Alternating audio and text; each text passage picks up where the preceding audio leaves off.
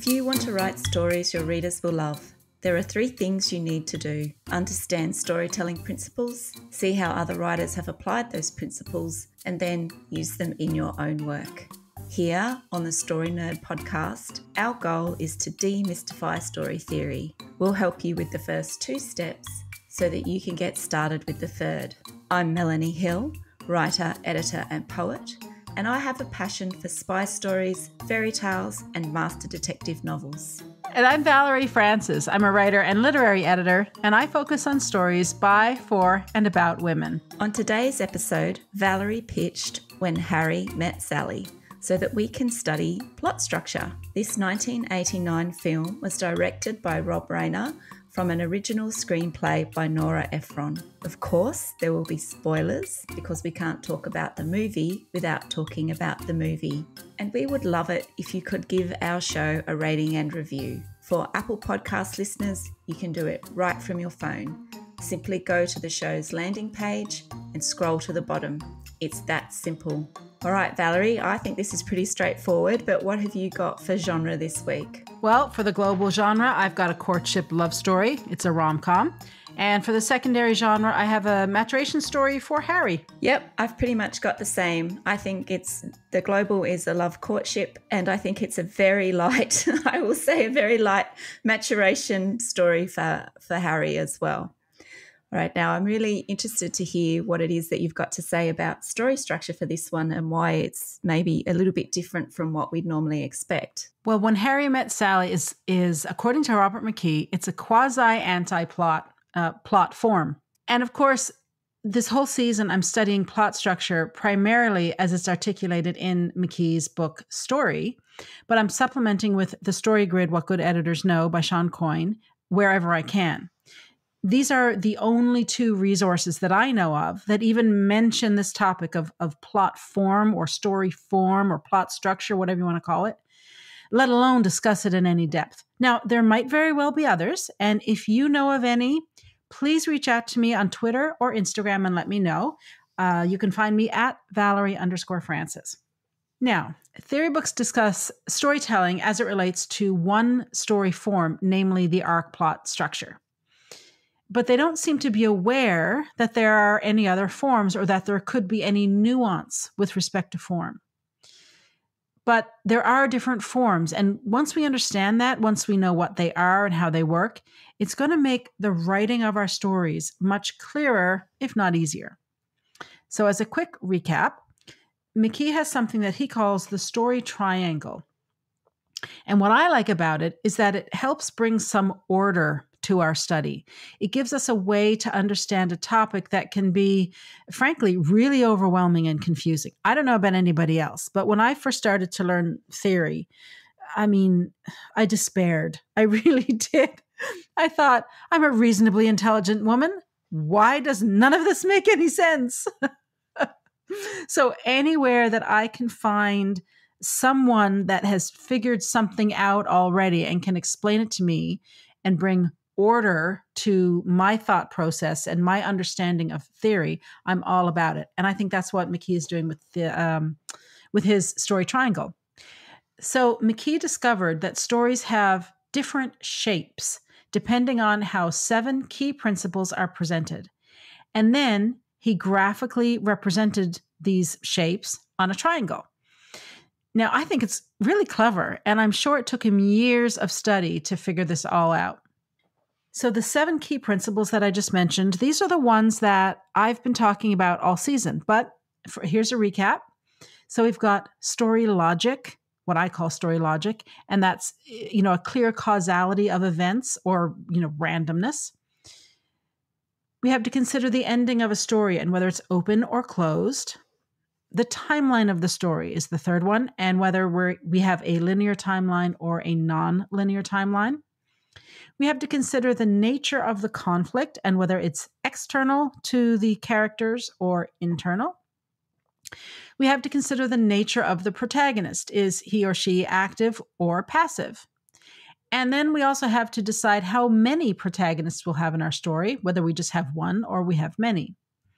And of course, the number 7 is the reality, and that is the story reality or the world of the story, and whether the writer is staying consistent with the rules that they set and the world that they create, or whether they're being inconsistent.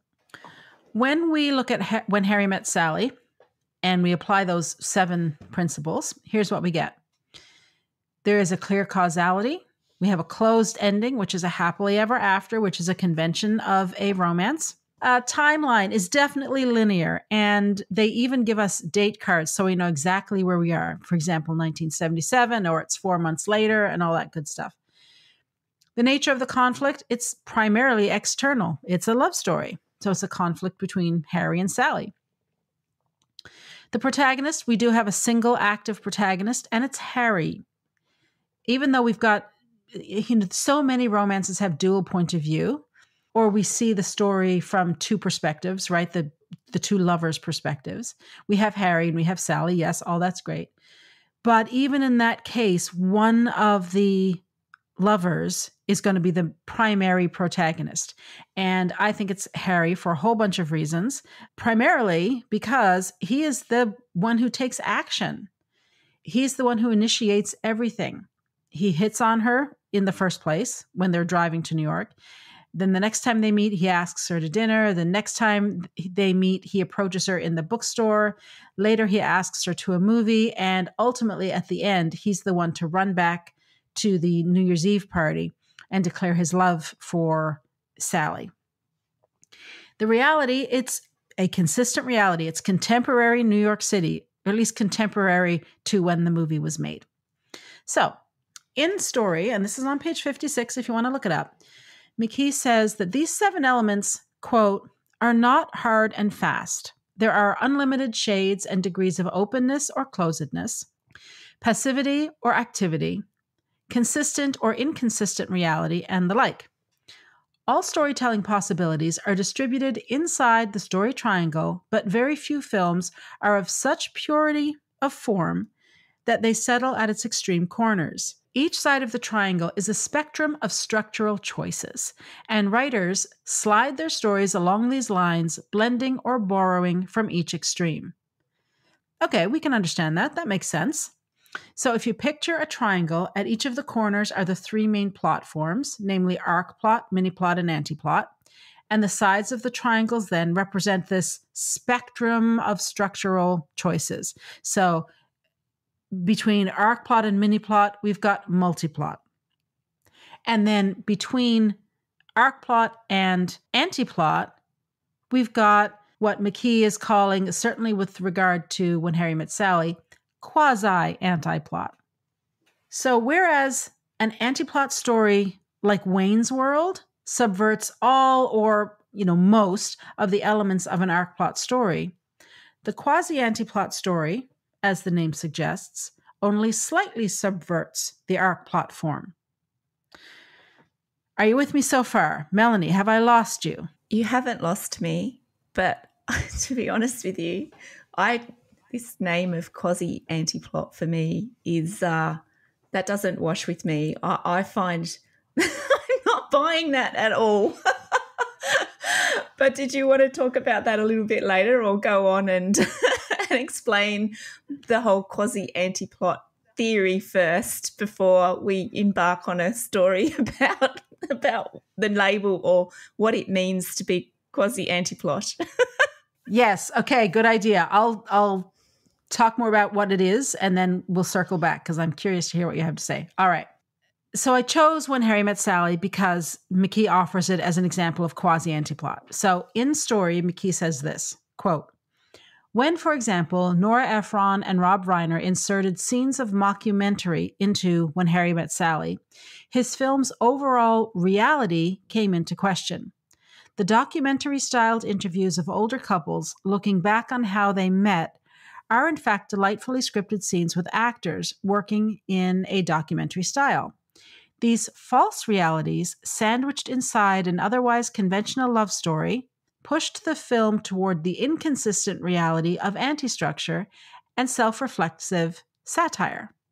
So in other words, Nora Ephron and Rob Reiner understood the conventions of an archplot story, and then they massaged one of them to innovate a genre that's been done, nearly to death by now. And we've seen this in other stories that we have done. We saw the same thing in the Blair Witch Project. In terms of novels, Daisy Jones and the Six came to mind. I don't know if you guys have read that book.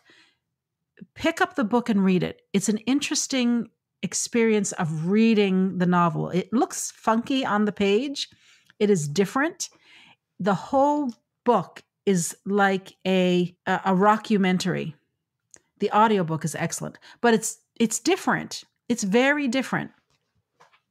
So I'm wondering if it might also be applicable to stories that move around in time.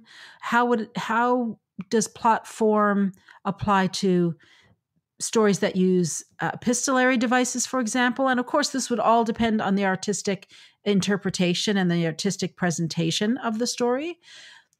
But if we start to move away from a strict archplot story, like we saw in Men in Black and we've seen in other movies so far this season, if we move away from that and sort of play with one of those 7 elements that I mentioned a few minutes ago, what can we do to make the story a little more interesting? So Nora Ephron and Rob Reiner decided to use these little scenes of other couples talking about their love story and how long they've been together and all that kind of stuff. And of course, the last scene is Harry and Sally. They've only just gotten married. So presumably they will stay together, much like these older couples that we have just seen. I thought it added an interesting dimension, but it's not a straight archplot structure. It's not. In terms of this self-reflexive satire that McKee uses, I like that phrase, to be honest. It is, in my opinion, it does show that the movie is kind of self-aware, and I was going to say poking fun at, but I don't like that phrase. But it's sort of a little tongue-in-cheek for romance movies or stories. And especially when you know that Nora Ephron is the pen behind this, it really makes a lot of sense. It's very Nora Ephron. It's very Rob Reiner. In fact, Harry is Rob Reiner. She just stole whole parts of Rob Reiner's personality and put him into Harry. And Billy Crystal and Rob Reiner are very good friends. And so Billy Crystal borrowed heavily from Rob Reiner for this role, which I think is really interesting. Okay, so I'm curious to know how many other iterations of this are out there in films or novels or possibly even plays. So as we move forward, I, for one, am going to be keeping an eye out for this to see where authors have taken an archplot story that we have seen a million times, and they've subverted maybe just one or maybe 2 elements to add a different dimension or to shake it up a little or make it a little more interesting or fresh or new or innovative. Because I want to know how those subversions either add to my enjoyment of a story as a consumer or detract from my enjoyment of the story. And of course, the whole key here is that we first have to understand exactly what an archplot story is, and we have to be able to write a really solid archplot story before we go monkeying around with it all. The more we understand how stories work, the better we are able to add something fresh, and that's the goal, right? But if we don't know what we're doing, chances are we will end up weakening our stories rather than enhancing them. All right, Melanie, lay it on me.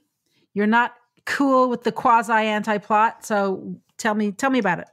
No, one of the things that in watching this movie and then and listening to you speaking just then, I would have thought that being the Ricardos is far more a stronger example of a quasi anti-plot than when Harry met Sally. Now, I know the book was written before that movie came out, but that to me makes more sense. And I can see when you're talking and you raise those points about sliding along the scale towards, anti-plot, that type of story, to me, is a really potentially good example of similar devices, but even more devices, right? So the black and white flashbacks and those sorts of things. I went, oh, maybe that's a better example for me to understand what this plot structure is all about. But with When Harry Met Sally, I just thought the mockumentary style inserts, they're just meet cute scenes, right? And that is just that just reinforces the idea that we are watching Harry and Sally's meet cute and their love story in the first instance, and how they got together and why it took so long. So I didn't see it so much as I can see why it's innovative, because we probably had not seen it before in the time that movie came out. But I didn't see it as such a big diversion away from an arc plot. In fact, I thought it did make it interesting, but it supported the arc plot structure more than took away from it. So that's what I was thinking this week. And that's why I didn't buy into, when I was reading story a little bit about anti-quasi plot, that's why it didn't make sense for me a great deal. Although I could see the innovation, structurally it was just a way to break up the movie and to add a slightly different interest. And who doesn't love a good meet cute story, right? There's you could get couples talking for quite a long time about, well, how did you two get together? And then, you can have good dinner time conversations around that. So it felt very familiar to me, and I didn't think it was such a breakaway from an arc plot structure. Well, the idea is that there's a sliding scale. So anywhere along that scale, if you've got antiplot on one end of the scale and archplot on the other end of the scale, a movie could be anywhere along that line. So it could very well be quite close to archplot, or it could be much closer to antiplot, or it could be right somewhere in the middle. The Being the Ricardos example is a really good one. Now I want to go back and watch that movie again. Because it feels like a long time ago that we watched it, just to refresh my memory. But if you think about that movie and you think about Aaron Sorkin, he's a writer who really knows what he's doing, and he's trying to challenge himself and test himself and try something new to keep it interesting for him. So by taking one or more of these elements and just playing around with it to see what happens, that's kind of the point, right? And that makes sense now for me as well with Aaron Sorkin, right? And why he did what he did with Being the Ricardos, because I remember I wasn't as enamored with that as I thought I was going to be. But now when I look at it through this lens of quasi anti-plot, it just brings a whole different dimension to an understanding the story that, to be honest, I wish I'd had at the time. So it's great to go and deep dive into this and understand that triangle of McKee's, and it helps me understand what those writers are trying to do. Like they're good at arc plot. That's not interesting anymore. So they're moving into those different areas of mini plot and anti plot to keep them to stretch themselves, to stretch the art form that they love. And I can see that now. And at the time I didn't, but it's a really good point that you made about Aaron Sorkin. So now, in saying all of that, how did it help you with your understanding of resonance this week? Oh, well, that's actually because when I first watched it this week, and again, I'm feeling like, the most numpty movie watcher in the world, I have never seen When Harry Met Sally in full. Of course, I've seen all the, the funny bits, I suppose, or the interesting bits of the movie before now, but I had never sat down and watched it in full. And so it was, I went in really, I don't know, I didn't have high expectations But I came away having better. I actually found it a better film than I thought I was going to find it, only because I'd seen the funny bits. But what it gave me was far more context into the movie. And I like Rob Reiner films overall, and Ephron is a great writer, whether it's in movie form or written form. She's very good. So, it's not surprising that I enjoyed the movie for what it was.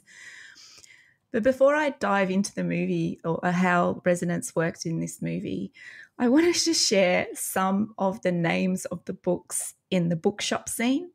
And because it's just something that this attention to detail is something that I really love. And I think, well, I'm not doing subtext. There is a lot of subtext in here, and there's also a little bit of resonance. So I'm just going to read out the names of the books, right? Because I found it fascinating. So on the table where Sally is looking at the books titles were Making Life Right When It Feels All Wrong, I Love You, Let's Work It Out, Cold Feet, Love Shock, If I'm So Wonderful, ... Women, Men Love, Women, Men Leave, and Crisis, and then finally the Mythic Tarot. And in the bookcase where Harry is hiding in the books, in the book section, so he's hiding behind the personal growth shelves, we've got How Men Feel and Men Who Can't Love, Sex and Morality, and finally, How to Stubbornly Refuse to Make Yourself Miserable About Anything. Yes, anything. And it's so clever to have these books out there, and it's so clever to have those characters looking at those books, whether they're intending to buy them or not. And just out of interest, Sally is actually reading one of the books that she was looking at in that bookshop in a later scene, whereas Harry actually went and bought a Robert Lublin book. So he's reading an Action Man story. But it was a really interesting thing. Now, one of the things that I did want to focus on this week with resonance was the music in this movie, because I think it is a perfect example of how resonance work. And it is an example of how we can apply the theory of resonance in our own writing. So a quick reminder, though, that resonance is like a refrain in music, and a refrain is something that repeats itself throughout a song. And each time it's repeated, the message of the refrain becomes stronger and more significant. Now, the song, It Had to Be You, is the song that me and my husband danced to as our wedding waltz at our wedding, but it was sung by Michael Bublé, who I really loved at the time. And I still do. I'll say that. However, me and my friends, when we were growing up, we all loved Harry Connick Jr. and we played his albums over and over again. Now, I also love the use of the Gershwin songs and the Irving Berlin songs. So the music in this movie kept me engaged so much. And each of the songs, while different, do centre around love and relationships. Now, there are various versions of some tunes throughout the movie, but like I said, the most prominent one was It Had to Be You. And this starts the movie and finishes the movie. And it's such a recognisable tune, and it pretty much sets up the ending as the beginning credits start rolling. Now, with books, similar things are presented to readers that are, I suppose similar to an opening musical refrain. Now, just look at the covers of your favourite types of books. Check out the fonts and the blurbs. These visual symbols draw on the power of resonance, and you can almost tell if a book is going to be for you or not by looking at certain features of the cover. Now, I'm not saying that a cover reveals or conveys the type of story perfectly, but it is meant to. Covers hook a reader in the first instance, and now, after you've opened it or seen the cover, the story needs to meet the expectations that have been set. In the case of When Harry Met Sally, the title and the music have already set up the love story, but there is a consistent repeat of the same scenes over and over again in this film, but all with variations. Now, this is extremely powerful, and I think it is key to the movie When Harry Met Sally's success. So each major sequence of the story starts with the interview of a couple who explain their meet cute story. Then we go on a journey with Harry and Sally, right from their meet cute and then up to their own interview at the end of the film. So each sequence then travels over time. The pattern is set up in the first two sequences. Now, Harry and Sally meet up. They talk. Then one of them says something ridiculous or irritating. One rebuts. And then they probably go out to an eatery. But they always generally reaffirm their status as friends or not interested. And there are variations. But again, this is a refrain that continues throughout the movie. So we can do exactly the same thing in our writing. So the example that Dave Farland uses in his book, Drawing on the Power of Resonance in Writing, is The Lord of the Rings.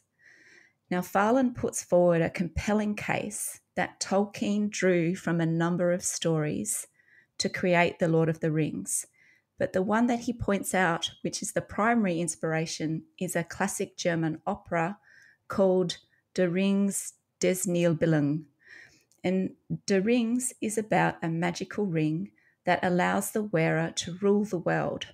And there are also other plot similarities that I won't go into on the podcast. Now, it would be easy to dismiss The Lord of the Rings as an interpretation of this German opera, but there are many events from Tolkien's life that he's drawn on to create a new story. Now, Tolkien, when he wrote it, had also been through the First World War as an infantryman, and there are many different armies in The Hobbit and The Lord of the Rings, and they are very much like the different corps and the different allied countries who joined both sides of the Great War. Now, when Tolkien was a young boy, he was also bitten by a large baboon spider. Now, baboon spiders are venomous and their bites are extremely painful. Now, Tolkien didn't remember the event, but it's probably remained in his subconscious and came out in The Hobbit and The Lord of the Rings via Shelob and also the giant spiders in Mirkwood. Now, there are many other examples of Tolkien's life experiences in all of his works, just like there are many of Nora Ephron's and Rob Reiner's in life experiences in When Harry Met Sally. Now, in a 2019 BBC article, Nicholas Barber wrote, and I quote, "The idea occurred to Rainer because his first marriage to actor-director Penny Marshall had ended, and he had returned reluctantly to bachelor life. He and his friend, Andrew Scheinman, told Ephron all about their experiences. Ephron added the female perspective, and she turned their confessional conversations into a screenplay," end quote. So it's probably also worth noting that while Ephron was growing up, that she wanted to move to New York and pursue journalism. Now, Sally moves to New York to pursue a career in journalism too. And that's not to say that Sally is exactly Nora Ephron, but they share a lot of common experiences, and these resonate through the movie. Now, those experiences are about being single and all the other relationship issues Harry and Sally put in the way of their romantic relationship. So they are also very common experiences to have, and that is why it is considered a romantic classic. Now, there is also a resonance in Nora Ephron's movies. She writes about relationships, but not always in a sentimental way. So, for example, There's this movie, and there's also Heartburn. Sometimes her movies are more sentimental, like Sleepless in Seattle and You've Got Mail. But her dialogue also has a certain cadence, and it's usually that of a New Yorker. And her humour is often self-effacing and I think what I would consider existential at times. And what I mean by this is that it's not based on everyday stuff. It's mainly about the meaning of things and examining the contradictory nature of what is said, and in most cases, how stupid it is or how ironic or contradictory. Now, Harry's character is probably a perfect example of that style. Another surprising way Nora Ephron's movies have created resonance in general community is via the clothes her female characters wear. So if you didn't know, and I didn't know, there are a number of websites based on how to dress like a Nora Ephron character. So, which is actually interesting because I don't mind the way Sally dresses in this movie, but anyway. Now, there's one aspect of resonance that I haven't really touched on this season, and it sits in with names. Now, when Harry met Sally, it's not Tolkien, but she does use, or the writers have used, symbolic names, and they are very descriptive. So Harry and Sally are the only main characters with first names and surnames. She is Sally Albright, and he is Harry Burns. Now, Sally is literally her surname. We all know, and may partially resemble, the good girl who's academic, follows the rules, and plans out her life. Harry also resembles his name. He burns commonly held beliefs and expectations to the ground, probably because he's a generally pessimistic person. Now, I've mentioned this before, but I'm going to examine this a little bit more. The events in When Harry Met Sally, as I mentioned, are often repeated, but they are not the same. So these events resonate within the story, and I think this is a really key point, and we should start looking out for the repeats in stories, especially when it comes to story events. Now, Harry and Sally go through a series of meeting, interacting, and agreeing in a verbal and non-verbal way, not to get romantically involved. There are about 5 or so of these sequences, and each one is longer than the previous one. Now, they are punctuated, like I mentioned, with those meet-cute stories of the older couple. But the other thing that's interesting to note, that Harry and Sally, after their initial dislike of each other, become closer and closer to each other. Their respective breakdowns over their past relationships are the catalyst to their eventual romantic relationship. And we see how the closeness is built over each sequence because of the familiar but different events within them. The tension is built by the closeness we see growing, but their relationship is also contrasted by that of Jess and Marie's. Jess and Marie meet and move in together, then get married in a very short amount of time compared to Harry and Sally. Now, Tolkien uses the same technique in The Lord of the Rings. Frodo always has to leave a safe place, and Aragorn has to continually step into leadership roles after years of being Strider and roaming around by himself. The ending for both of these characters is foretold in the repetition of the same event throughout the book. Frodo will leave Middle-earth with all the other ring bearers to go to the Undying Lands, and Aragorn must step up and become the King of Men in the New Age. In Harry Met Sally, the title pretty much tells us everything about this movie. It's a variation of When Boy Meets Girl, and we know some sort of romance will follow. When Harry tells Sally that he loves her at the end of the movie, he has to run to meet her with the hope that she'll match his confession of love. And this is set up in the first scene when they meet each other and nothing happens. We can see how resonance is used at many levels to tell a story that is familiar but different. And we can see how, and I would argue we should, use our own life experience to evolve the types of stories that we love. Anyway, Valerie, what is the takeaway for this week?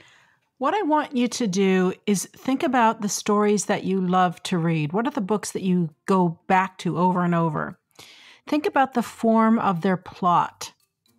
This gives you an idea of what you like best as a reader. And if you write in that same form, you may very well enjoy the writing process a little better because you'll have an innate sense of how that form works, the rhythm of that form. So that's what I want you to do this week. Think about the books that you read a lot and see if you can identify what form the plot is. Is it an archplot, multiplot, mini-plot, antiplot, or quasi-antiplot? Well, that wraps it up for this week. Join us again next week when we discuss The Great Gatsby. To support the show, please leave us a rating and review and tell your writer friends about us. For access to writing templates and worksheets and more than 70 hours of training, subscribe to Valerie's Inner Circle by visiting valeriefrancis.ca/inner circle and follow her on Twitter and Instagram at Valerie_Francis. If you'd like to find out about books to help you read like a writer, visit me on Facebook and Instagram under Melanie Hill Author, or find out more about me at melaniehill.com.au. And remember, story theory doesn't have to be difficult. It's a tool to help you write more, not less. So take it one step at a time and have fun.